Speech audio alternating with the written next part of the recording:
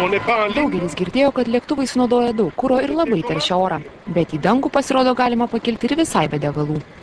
Iš karinės oro bazės Šveicarijoje į 24 valandų skrydį pakilo lėktuvas varomas saulės energija. Sukonstruotas iš anglies pluošto lėktuvėlis sveria kaip vidutinio dydžio automobilis, o įsibėgėti ir atitrūkti nuo žemės jam prireikia tik 80 metrų. Per dieną skrisdamas 8,5 km aukštyje orlaivis baterijose kaupia energiją nakties skrydžiui. Sparnuose įtaisyta 12 000 saulės baterijų ir toks lėktuvas yra prototipas orlaivio, kuriuo ketiname be degalų 2012 apskristi pasaulį.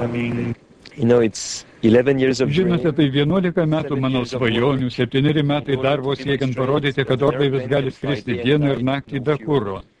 Tad iš esmės tai svarbiausia projekto diena nuo pat jo pradžios.